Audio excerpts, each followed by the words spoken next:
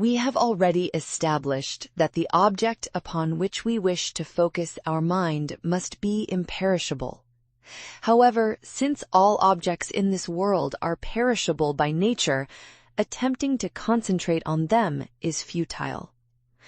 Therefore, rather than suffering by constantly running after the external world, it is certain that one can attain eternal bliss by turning one's attention inward, seeking the truth and concentrating the mind. In the inward realm, the subject and the object merge into one. The object of focus itself resides within. The mind is that very object. One must compel the mind to turn back upon itself and engage in self-inquiry. One might ask, what does it mean for the mind to know the mind? Consider this. I am currently writing these words. It is my mind that generates the thoughts and conveys them to the tip of my pen. Simultaneously, that same mind, as if standing apart and observing, remains aware that I am transcribing these thoughts into written form. The mind does the thinking. The mind acts according to those thoughts, and the mind itself perceives the entire process. Is the concept of the mind knowing the mind clear now? When the mind turns outward, the subtle mind, situated within, perceives that outward-facing gross mind. Our task, then, is to restrain the mind from wandering outward and instead direct it inward, enabling the mind to perceive itself. All the powers of the mind must be unified and focused upon the mind itself.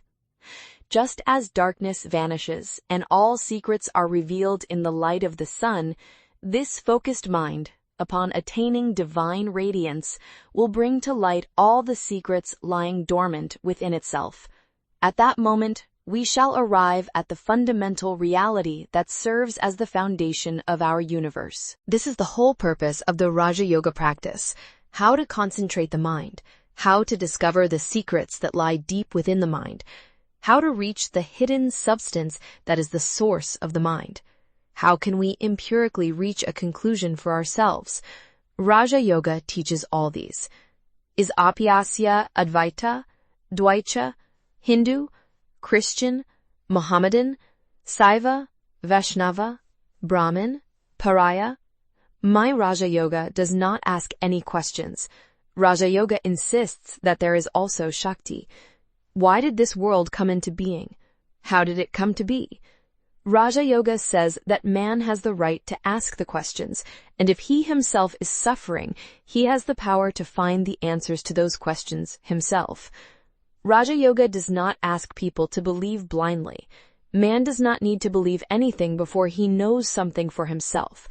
Truth will stand up by itself. It doesn't take anything to hold it back. Do we need anything to prove the things that we see in this Jagravasta of ours? Nothing is necessary, because things are unique to us. Similarly, the mind can also be isolated. Raja Yoga is the religion for that. But this is a mother that needs to be constantly nursed for a long time. As we develop in this apyasa, it becomes clear to us how closely related the mind and body are. If we believe that the mind is the fuel of the body, and that the mind affects the body, then we must believe that the body also affects the mind. When the body gets sick, the mind also gets sick. If the body is healthy, the mind is also healthy. When a man gets angry, observe how his mind becomes agitated. When the mind is disturbed, the body is also affected. A little observation makes this evident. For the majority of people, the mind is subservient to the body because their subtle mind lacks discipline. Most people are not different from animals. Ahara nidra bhaya methunani samanyametat pashubhir naranam, meaning food, sleep, fear and procreation are common to both humans and animals. The majority of people possess only these four characteristics. Our mind manipulates us according to its own whims. We have no authority over it. Therefore, the aim of Raj Yoga is to subdue the mind, gain mastery over it, and direct it according to our own will. this external universe is the gross manifestation of the internal universe. The cause is always subtle, while the effect is gross. Thus, the internal universe acts as the cause and the external universe as the effect. Similarly, external forces are gross in nature, whereas internal forces are subtle. Therefore, if one attains the capacity to control and master these internal forces, there is no doubt that the entire Prakriti, comprising external forces, will come under one's control. The Raj Yogi strives to subdue Prakriti and master this world. He seeks to transcend the laws of Prakriti and become the sovereign of both the internal and external universes. Human civilization can be said to have progressed in knowledge and culture in direct proportion to the progress made in mastering Prakriti. Whether consciously or unconsciously, every individual and indeed every society strives to master Prakriti. Within a single society, just as some individuals strive to master their outward nature while others attempt to master their inward nature, so too do certain communities within the human race desire to conquer the external nature, while others seek to conquer the internal nature. Raja Yoga begins by working upon the inner nature. By mastering it, it proceeds to subdue the outer nature as well. In foreign lands, the human mind has always directed its efforts outward, and continues to do so. It is only here, in our motherland of Bharatavarsha, that the inward quest was pursued. There is no secrecy involved in the practice of this yoga. If it is claimed that there is a secret, it implies an underlying weakness. Since we never desire weakness, we should reject such secrecy altogether. Strength is the guide and the very life force of existence. Therefore, anything that breeds weakness must be cast aside. Self-interested individuals began to study the science of yoga, but driven by selfishness, they labeled its knowledge a secret, thereby nearly bringing about the destruction of the science itself. The ultimate aim of the science is to discover unity, the one that is the source of the many, the singular reality underlying the multiplicity. Raja Yoga was refined and perfected by great sages thousands of years ago to achieve this very purpose, and it stands today illuminating the path forward. Nowadays, those who write about yoga often claim to be revealing secrets, yet they churn out text in a dreadfully convoluted language that only serves to confuse the mind. I am reminded of a friend who often used to say, "One who writes or speaks using obscure terms like kanam and padam in a way that is intelligible to others and even to oneself is hailed as a great Vedantin." Similarly, in these times, one can easily earn the title of yogi simply by mumbling terms like Muladhara and Swadhisthana and declaring it is all a profound secret.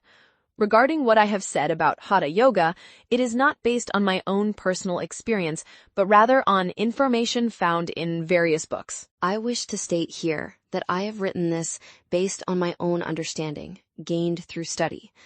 I may have also written about certain matters that lie beyond the grasp of my limited intellect.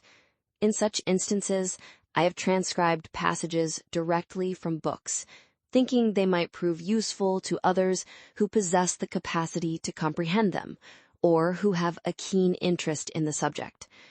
However, since I am writing about Raja Yoga based on my own personal experience, I harbor not the slightest doubt or fear in my mind.